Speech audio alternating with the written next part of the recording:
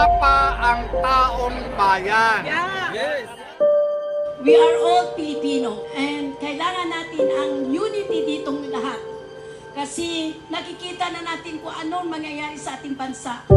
Kaya mga kababayan ko, huwag po tayong matakot, manindigan po tayo sa katotohanan.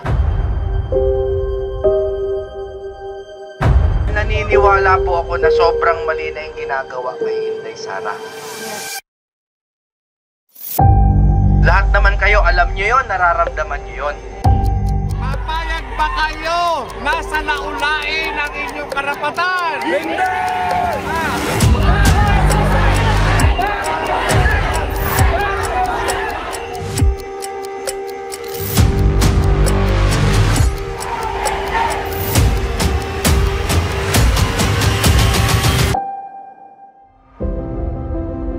Kaya kailangan natin ang prayer, most powerful prayer, para tayo ay gabayan ni Lord.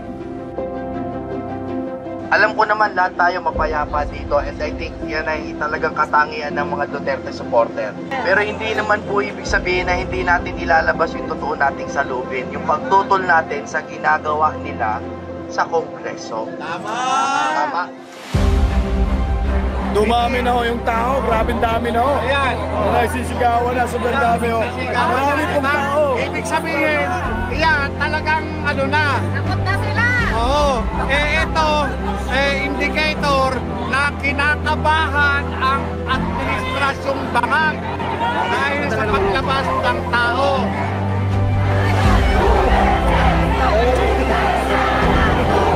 Napakahirap po gawin ito, pero sabi nila, love your enemies.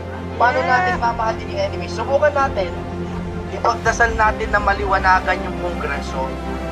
Malaman nila na yung ginagawa nilang pagpapakulong, halimbawa kay Atty.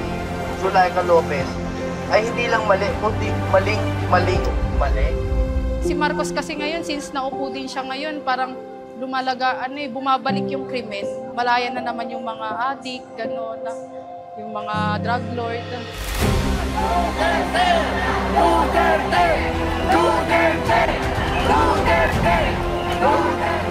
Bilang sultana ng Maguindanao, I am very proud being a Cotabateños. I am very proud being a loyalist of Duterte dahil utang namin ng farm kay former President Tatay Duterte. Kung hindi dahil kay Tatay Duterte, hindi namin makamit ang farm. Para sa akin, lahat ng rally ay prayer rally. Correct. Pagdasal po natin si Inday Sara. Pagdasal natin pati si BBM.